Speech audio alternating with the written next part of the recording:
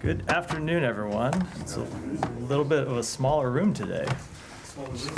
Smaller crowd, obviously. Small room is, I don't think the room has shrunk in the last 48 hours, but yeah, smaller crowd, which I'll try not to take personally.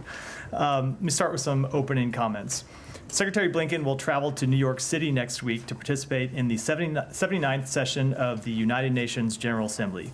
While at UNGA, the Secretary will reiterate the United States' commitment to addressing global challenges through multilateral action. UNGA High-Level Week is a time for UN member states to reaffirm our collective commitments to the tenets of the UN Charter, and the United States recognizes the UN's critical role in maintaining peace and security, advancing sustainable development, and promoting human rights. In New York City, the Secretary will speak at the UN Summit of the Future, where world leaders have the opportunity to better position the UN to address the challenges of today and tomorrow, and to deliver solutions on the issues that matter most to the lives and livelihoods of our people. He will participate in a UN Security Council session on Russia's war against Ukraine and lead a meeting of the Global Coalition to Address Synthetic Drugs, which the United States launched last year to fight the trafficking of fentanyl and other synthetic drugs that have claimed the lives of so many Americans. In addition, he will hold a number of bilateral and multilateral meetings with allies and partners to discuss how we can continue to support Ukraine, how we can reach a ceasefire to the conflict in Gaza, address the ongoing suffering in Sudan, ensure a free, prosperous, and stable Indo-Pacific, and tackle many of the other urgent challenges the United States and the world are facing. We'll have more announcements about the Secretary's specific schedule in the days ahead, but he is very much looking forward to his fourth high-level week as Secretary, and I know we all look forward to seeing a number of you there as well.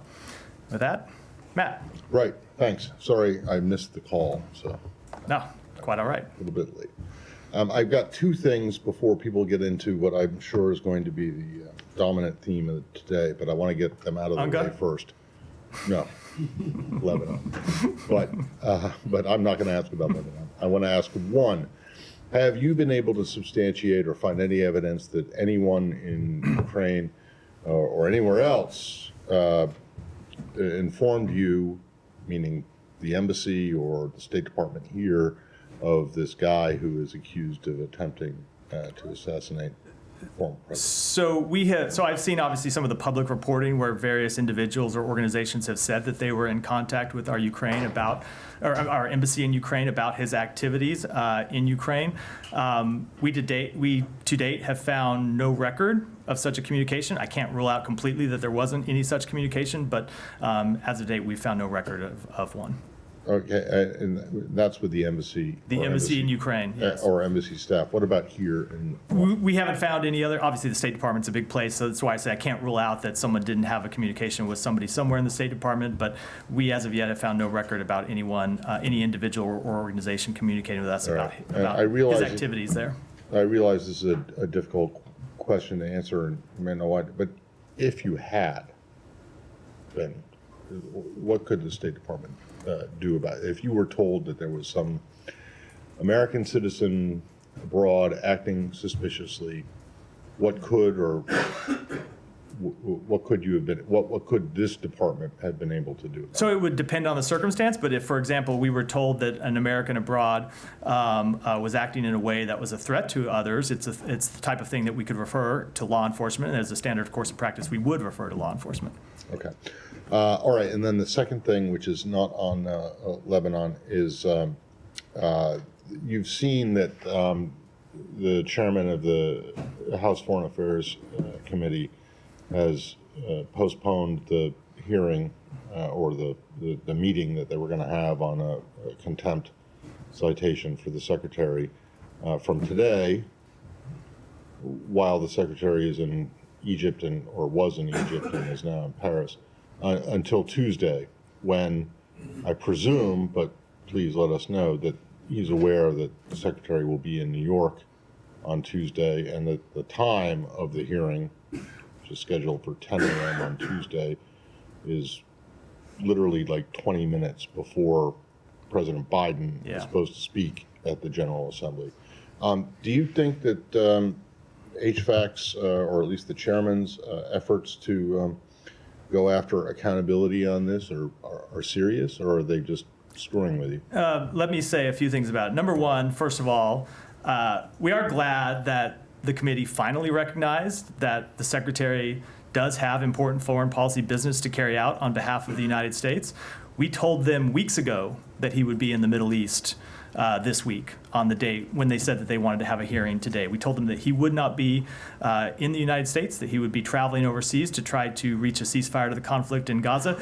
They went ahead and scheduled the hearing for that date anyway and threatened him in contempt if he didn't show up on a day when we had told them that he would be out carrying out these important foreign policy duties.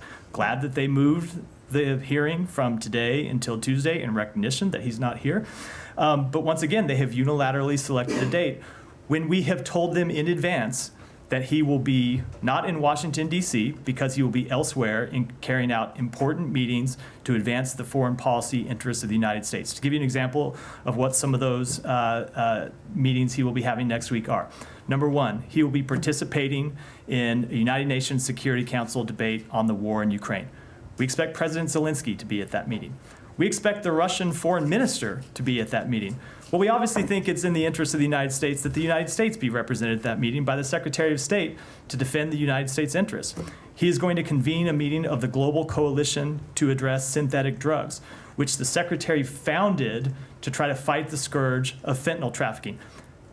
Chairman McCall himself has said that the United States needs to work with its allies and partners to do more to address fentanyl trafficking. Well, that's what the Secretary is doing next Tuesday in New York. This is a meeting that has been long scheduled with foreign ministers and other foreign leaders that we are intent on carrying out because of the important foreign policy, because of the important outcomes that we expect to have from that meeting.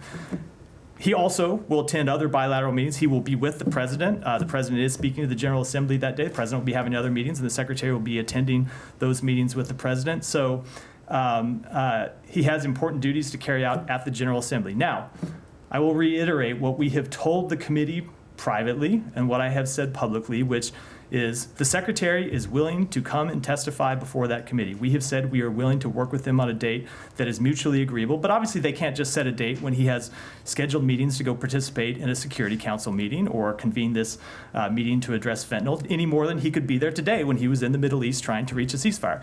That is not the type of accommodation that the Supreme Court has said the Congress must carry out under the Constitution. So if they are intent on having a hearing next Tuesday, we will again make another witness available. And if they don't want to have it Tuesday, if they can have it another day, we will make the secretary available, but we expect the committee to work with us through the constitutionally mandated accommodation process. Well, at the moment, do you think that they're actually that they're actually serious about wanting to conduct oversight, Look, or do you think that there's some kind of a political agenda at play here? So it very much does not appear that they're acting in good faith. When we tell them weeks in advance that on Thursday, September 19th, the secretary is going to be in the Middle East. You can't be in the Middle East and appear before a congressional hearing in Washington, D.C. at the same time. And they set a hearing for that date anyway. And then when we get close to it and they realize, oh, yeah, he actually is in the Middle East. And so they moved a hearing to Tuesday when we have told them that he is going to be in New York carrying out these important meetings, and they schedule it anyway and threaten him in contempt rather than hold it on another date. There's nothing magic about next Tuesday. They could hold the hearing on another date. We've said we'd make the secretary available on another date.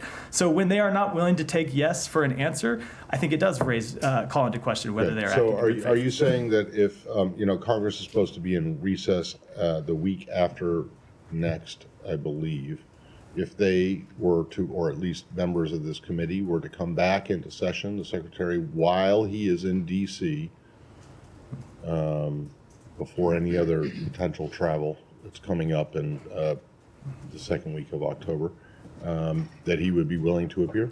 So I'm not going to negotiate a date in public. That's what we can do. No, I'm not asking you, but the idea is, that they have raised is that, well, we're going to be in recess. Congress has raised, we're going to be in recess.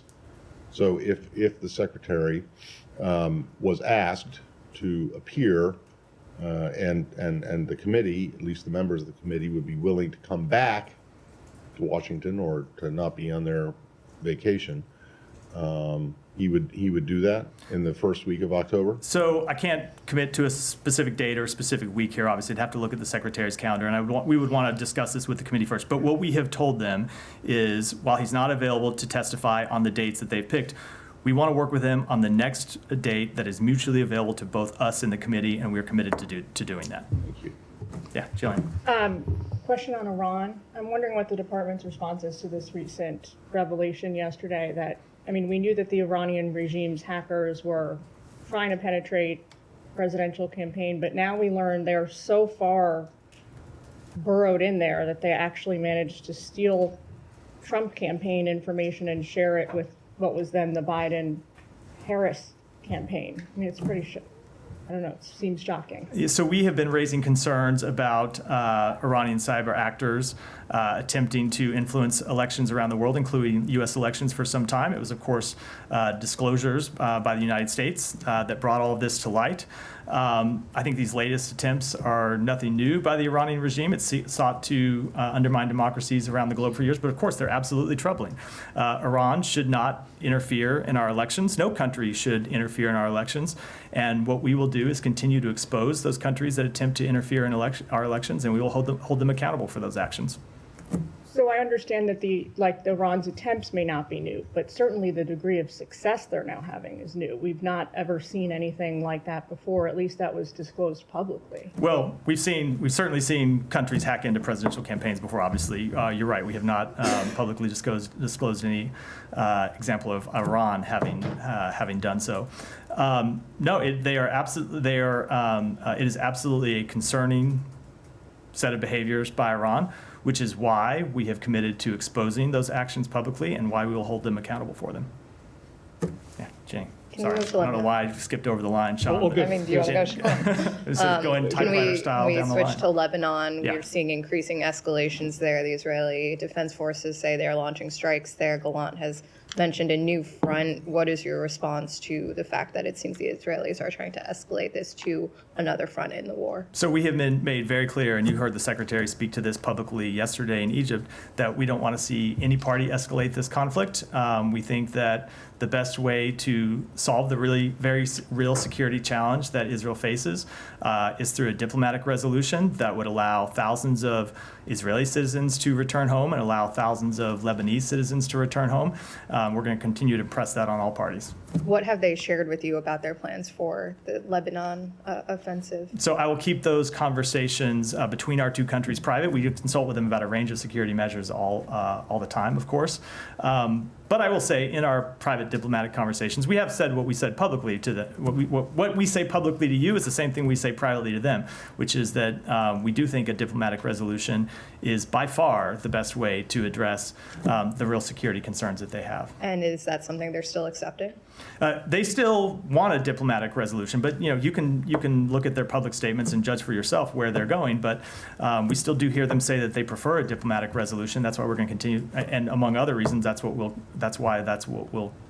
lost myself in my words. That is one of the reasons why that's what we will continue to push for. And then I'm curious, is the U.S. still prepared to back Israel if they are to escalate this on a northern front? So let me make one thing clear. We are committed to the defense of Israel against terrorist organizations.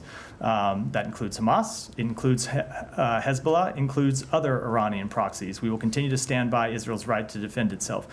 But we don't want to see any party escalate this conflict, period.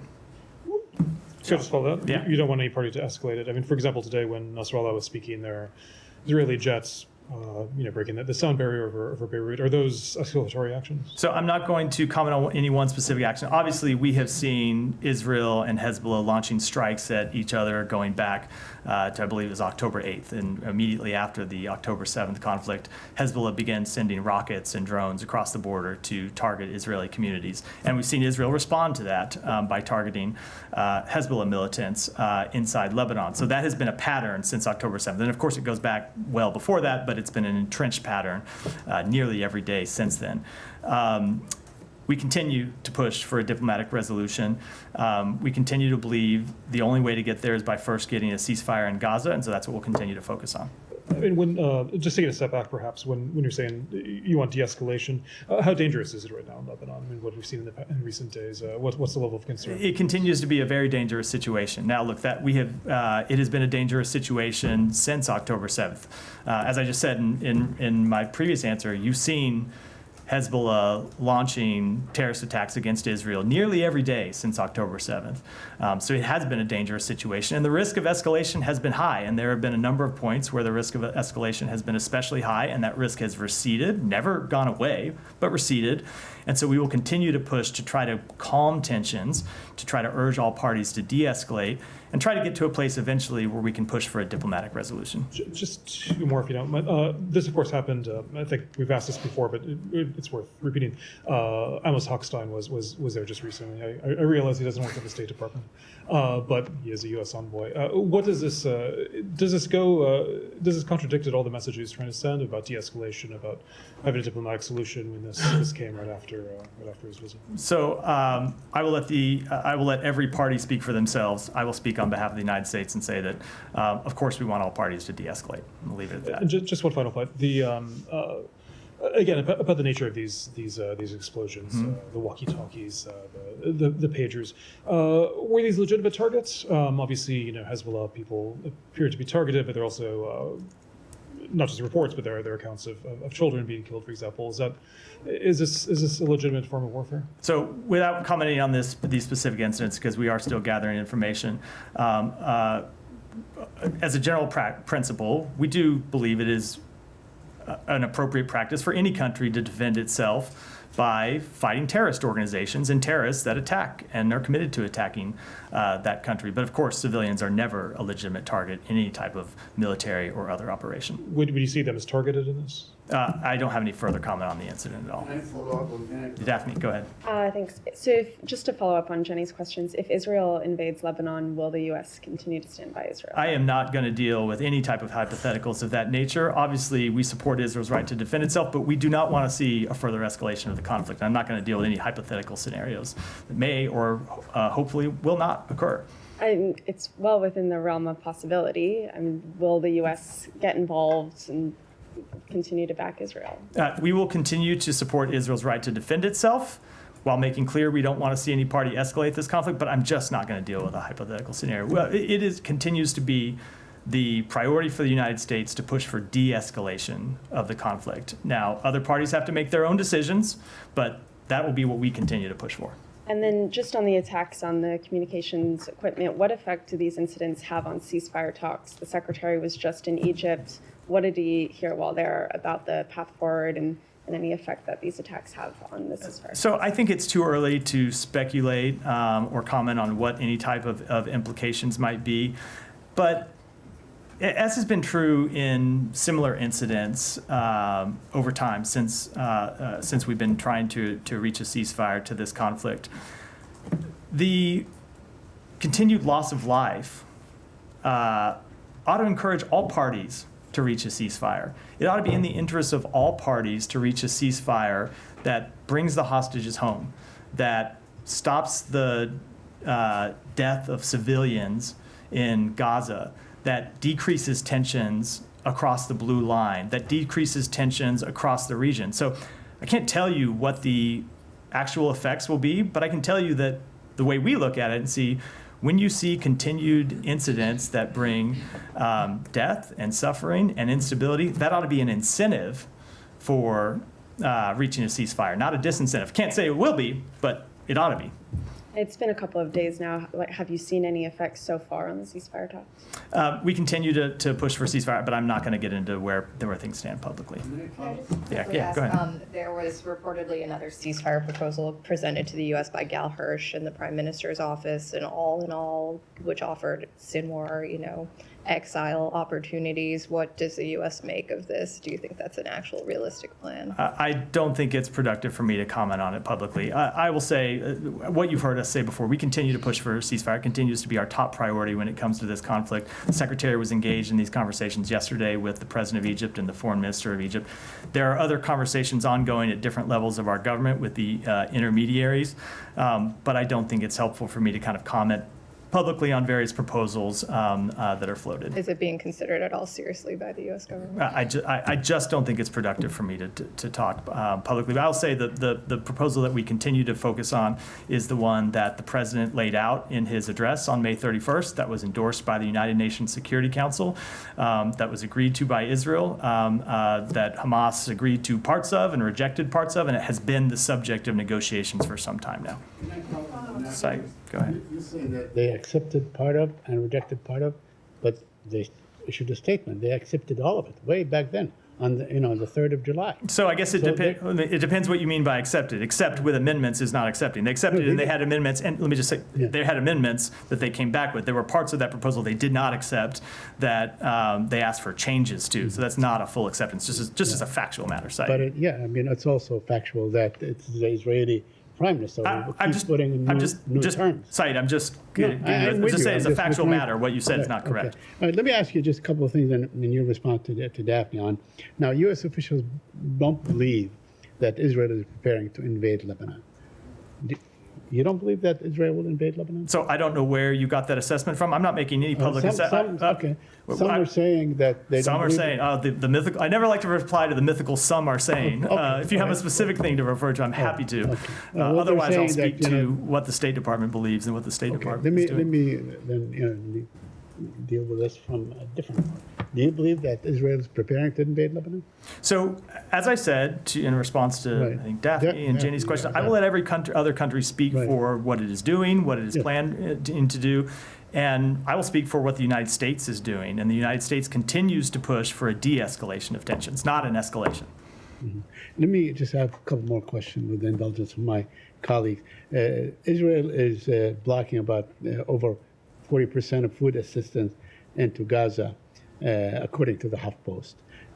Are you aware of these statistics? And can you update us on the latest level of U.S. aid to Gaza? So I'm not aware of that specific statistic. I can tell you that it's getting food, water, medicine continues to be something that we work on.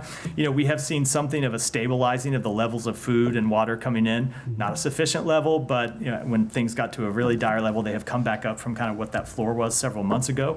It's something that we continue to work on every day. But I think our experience over the last 11 months shows us the only way to get a durable delivery of humanitarian assistance into Gaza is to reach a ceasefire. So you have an increased ability to get food, water, medicine, other humanitarian goods to the crossings themselves, and then you have the ability to deliver them from those crossings inside Gaza to the people who need them.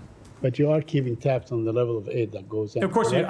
I don't have the number of trucks I that came in at understand, my but- fingertips. I'm happy to follow up with you after Okay. the briefing. But is it at the same level as it was, when the pier was there, or less or more? So the level changes, as I think you know, because the truck numbers are public. They're publicized by various UN entities. I don't have them at my fingertips, but they're publicly available, and I'm happy to engage with you after the briefing to Okay, get them to you. and I wanted to ask you about normalization.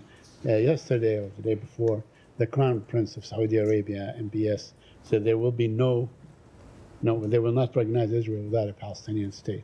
So do you feel that now, we're getting so close to the election, this effort to normalize will be dropped by this administration? So, Saeed, that is exactly what the Crown Prince said to Secretary Blinken when we met with him in Saudi Arabia on January 8th. And the Secretary came out publicly and said that he had just met with the Crown Prince, and the Crown Prince said there are two things that he needed to see before he could move forward on normalization. One was a ceasefire in Gaza, and one was a legitimate path to two states. So that has been his position, and we have publicly discussed his position for some time. I'm aware, but I'm saying that as as the calendar or as the window closes, do you feel that it's going to be further effort by the administration to pursue normalization? Every day that goes by, it gets tougher to accomplish anything. That's just a temporal fact.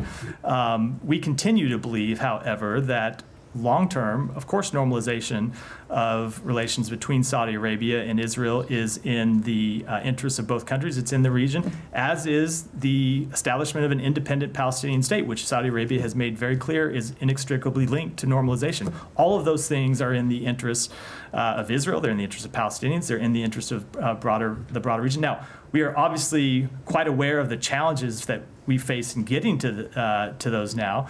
The fighting in Gaza continues to wage on. We continue to work to get a ceasefire. But as a long-term goal, of course, it has not changed as one of our foreign policy goals. Yeah, Hudson. Can you put any meat on the bones to the sort of urgency to try to calm tensions between Lebanon and Israel? Are there any sort of calls or U.S. government travel you can read out at all? There are some reports that the Pentagon secretary is no longer going to visit this weekend. So I'm not going to speak to the travel of people in other departments. I will say that we continue to engage with our Israeli counterparts on this. As was publicly reported, Amos Hochstein was just in Israel on Monday, pressing the need for de-escalation and pressing the need for a diplomatic resolution. The Secretary of Defense has talked to the defense minister several times in the past few days. We've had conversations between State Department officials and Israeli officials. Those will continue. They will continue at the senior-most levels of the government. At times, we'll read those out, but I can't announce them. I can't make them. I can't announce them publicly before they occur, of course. And calling for calm has been sort of a routine recital by the administration. Do you have any response to criticism that the U.S. calling for calm while continuing to arm Israel is not a successful strategy for reducing tensions? So let me say this. First of all, as I said earlier, we continue to be committed to the defense of Israel. You look at the security situation that Israel faces, where they have Hezbollah on their northern border. They have a terrorist group in Gaza that's committed to the destruction of Israel. There are terrorist groups that operate in the West Bank that are committed to the destruction of Israel. Iran, of course, is committed to the destruction of Israel. So, of course, we are committed to Israel's security.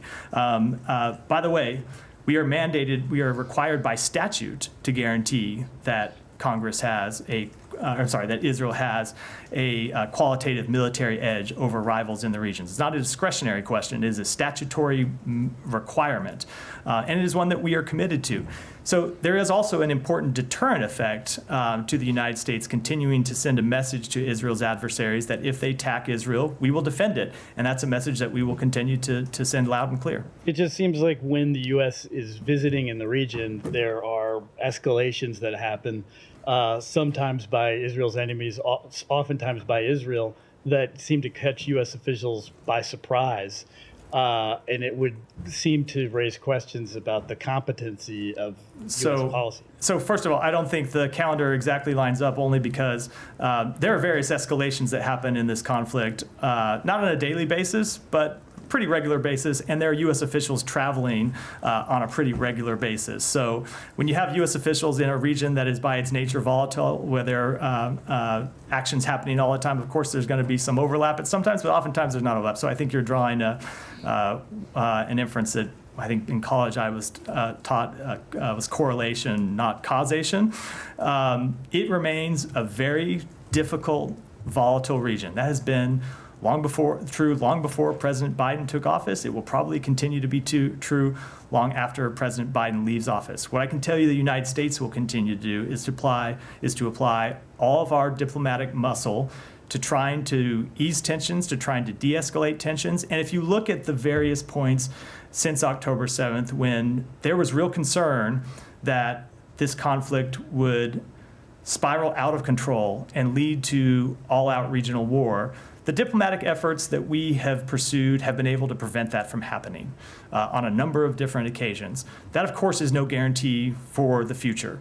The investment line about past results being no guarantee of future success. But what it is a sign to us that that's what we need to keep doing, that we need to keep, even in the face of a very difficult situation, doing everything we can to urge all parties to de-escalate tensions, to try to restore calm, and try to refrain from taking steps that can't be reversed. Causation isn't correlation, but don't U.S. officials risk becoming just part of the furniture in the Middle East, where they're not really taken seriously in anything? I think the example I was just going through shows exactly the opposite. There have been times throughout the past 11 months where U.S. engagement with our allies and partners in the regions and the messages that we have been able to organize various allies and partners to send to Iran, to Iranian proxy groups, and the messages that we have delivered to Israel and to other countries have kept this conflict from spilling out of control.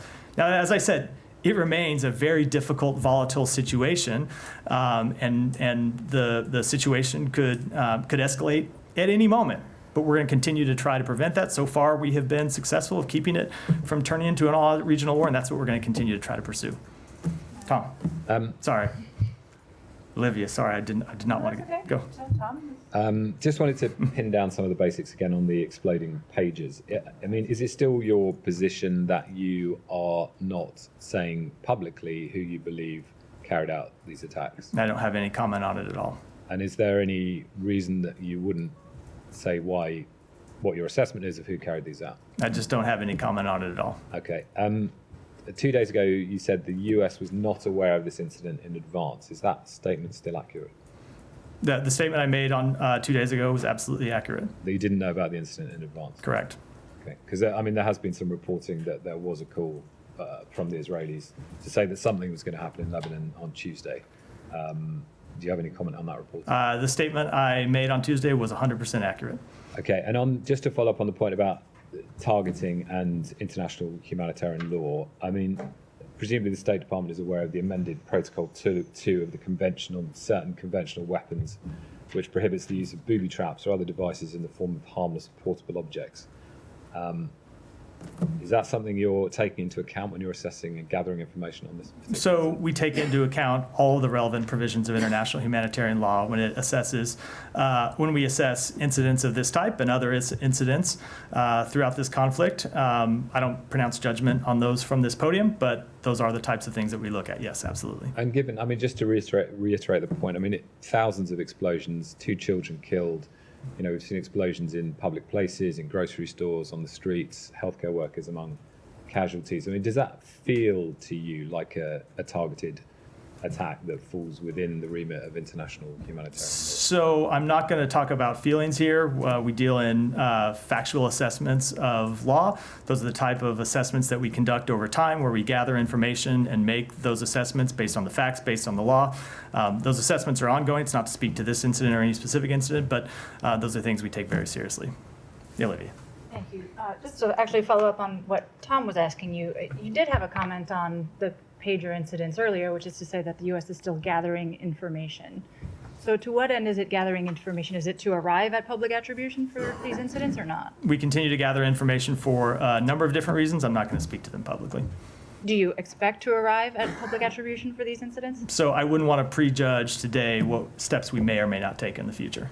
I mean, in the past, when there have been, call them covert operations, the U.S. has declined to comment until it became common knowledge what actually happened, which seems to be the trajectory here. So is there a reason why, at this stage, the U.S. is not willing or able to say what has happened in its view?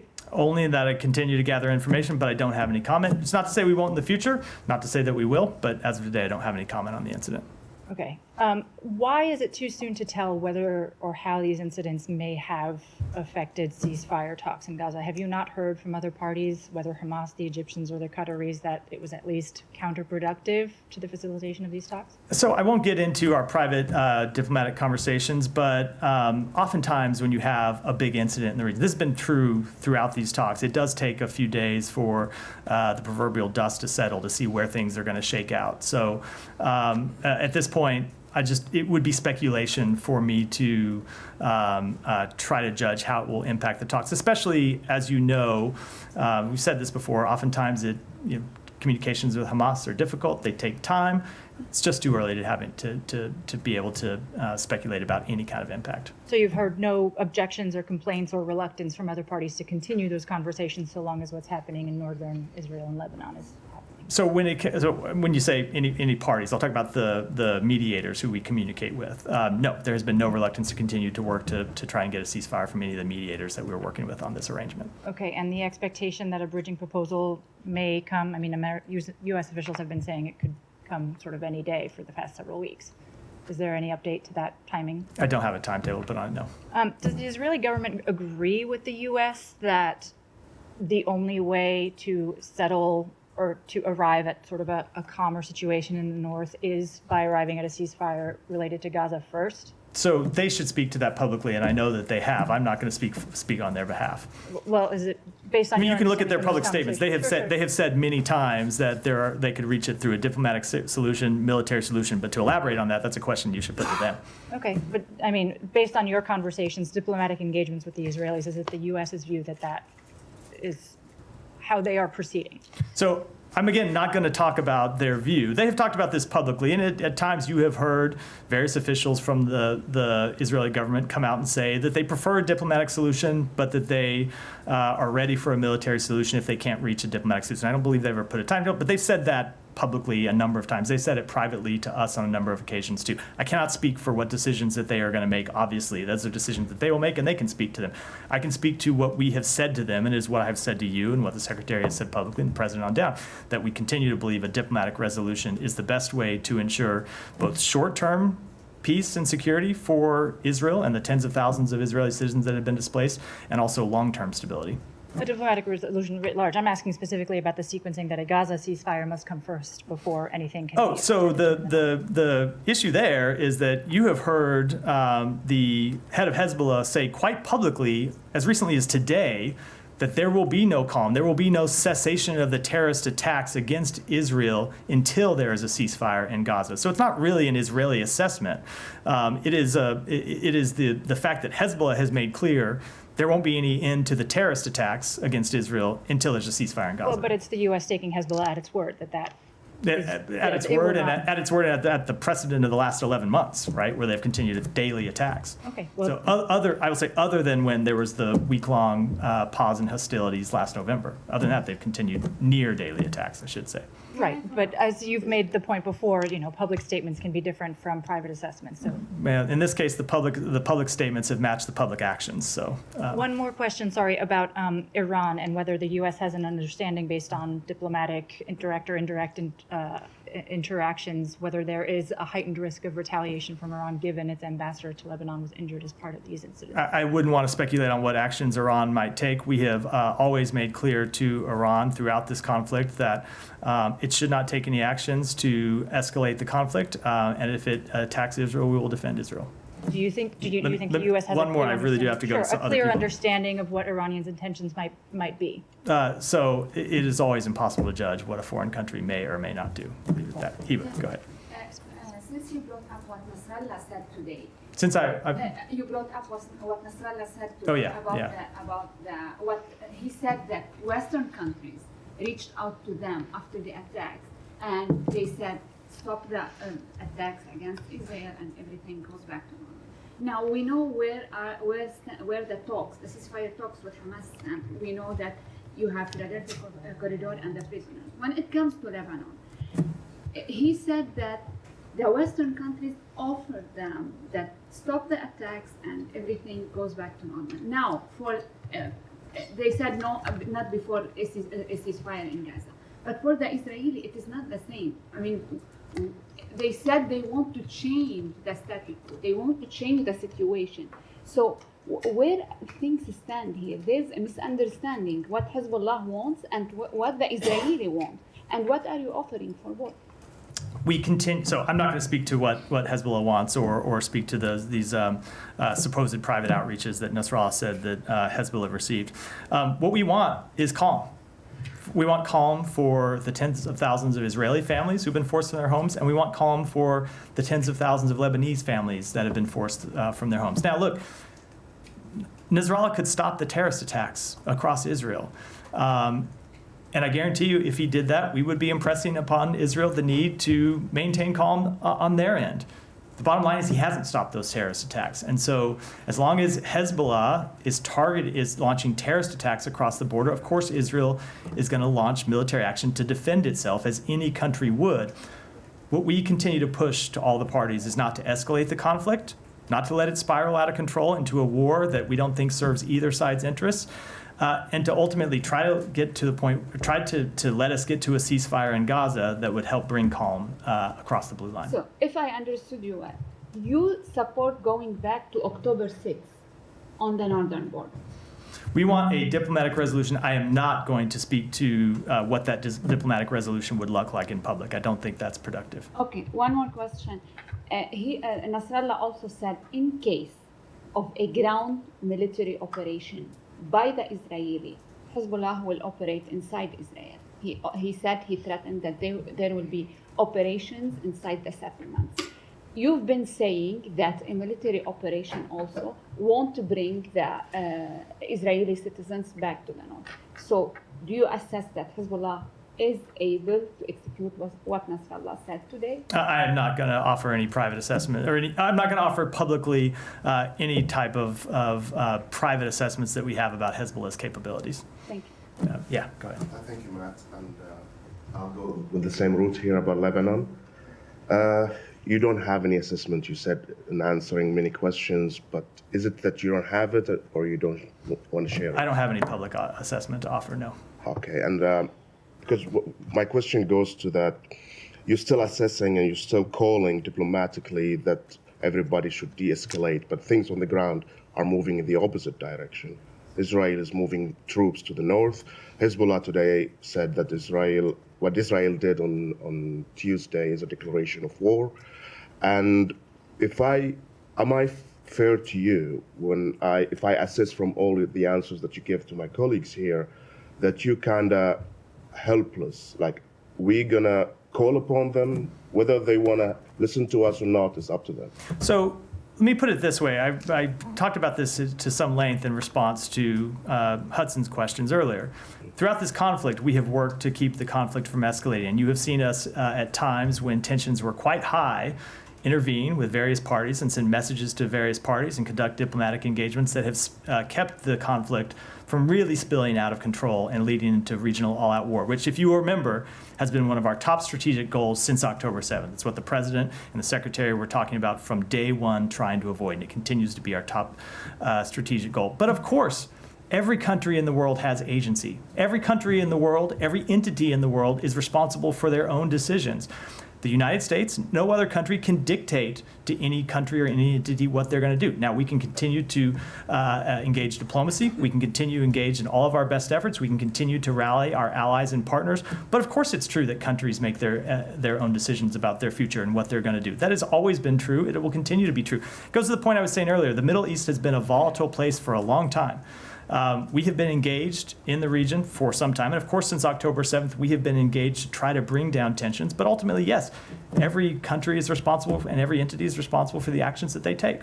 But I mean, you just answered Heba's question about that if Hezbollah ceased attacking Israel, you will press Israel to cease attacking them. We want to see, look, ultimately, we want to see a resolution. That's exactly what I was referring to. We want to see a resolution to the violence. That's what, when I say we want to see tens of thousands of Israelis return home and tens of thousands of Lebanese return, that's exactly what I'm referring to. We want to see calm along the blue line. How you can guarantee, for example, to Hezbollah, if some commander in Hezbollah got notification and he said, okay, the Americans will stop this. Come on, you're not naive about the history of the Middle East. Know that there are no guarantees about long-term stability. All we can do every country can do is do our best to calm a very difficult situation. Try to get immediate calm and try to build that into lasting peace and build that into regional stability. It is, of course, incredibly difficult.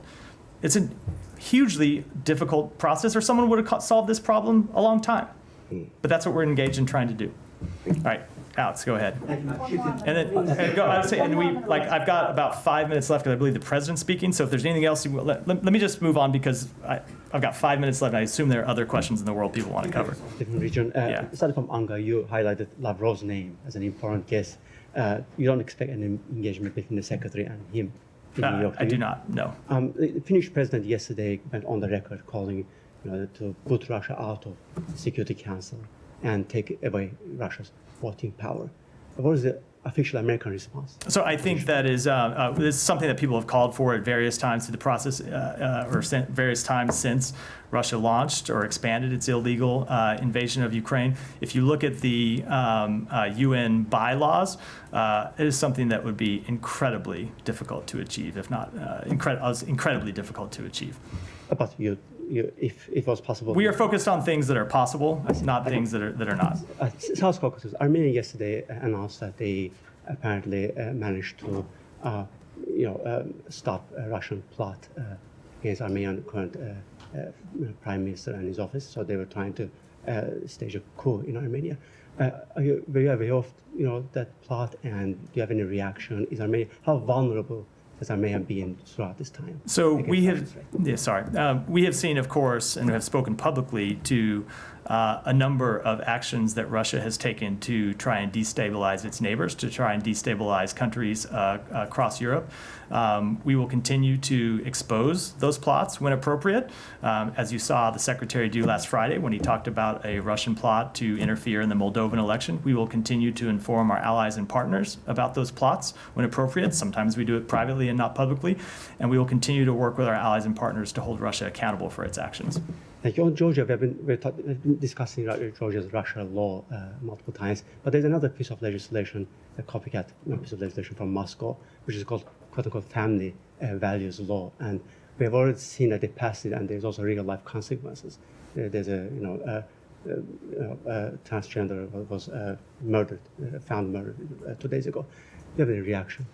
So I know that they passed that law. I believe it has not been fully enacted into law, and there are questions about the ultimate status of the legislation and whether it will become law or not. But look, as we have been saying for months, that Georgia has been moving away from its stated desire and the evident desire of its people for Euro-Atlantic integration through anti-democratic actions, through crackdown on vulnerable and marginalized people, and this law is very much in keeping with that. And finally, one from me, some of us yesterday covered the signing of U.S.-Serbian energy agreement, and you guys called it strategic partnership. And hours after that, Serbia and Russia announced that they're going to have next week energy dialogue. Is the quote-unquote strategic partnership phrase overused here? Is the what phrase? Have you guys overused strategic partnership when no. it comes to energy? No. Go ahead. Yeah, I have a follow-up on Ukraine. A few hours ago, the European Union approved the resolution for the European weapons to be used finally on Russia territories. Not all states, such as Italy, approved that resolution. What was the first reaction from the Department of State to this news about the use of European weapons in Russia? And then I have a follow-up. Sure. So this is something that we have been discussing with our allies and partners for some time. You have seen some European countries allow their weapons to be used on Russian soil, targeting Russian interests that are engaged in attacks against Ukraine just across the border. We, of course, have allowed U.S. weapons to be used in those attacks. As for when it comes to every country, they, of course, have to make their own decisions about how they are going to allow any weapons that they provide to Ukraine to be used. And those are conversations we'll continue to have with our allies and partners. This decision will impact the decision from the U.S. To allow Ukraine to use the long range, because not all European states agree to use NATO weapons in Russia. I just don't have any further comment other than that it's an issue we'll continue to discuss with our allies and partners. Let me do one more, and then I do have to break because I believe the president's giving a speech. Thank you, and sorry to double back to Lebanon and the timing here, but I know what you said about what the U.S. was aware of or not aware of in this case ahead of the pager explosions, but about a day later, there was another wave of explosions, this time the larger radio devices. Did the U.S. have any idea that that was going to happen ahead of time? We were not involved in that operation in any way, shape, or form, and I'll leave it at that. So no awareness, or didn't say whether you were aware? We were not involved in the operation. And with that, I have to break for today. Thanks, everyone. I have one more question.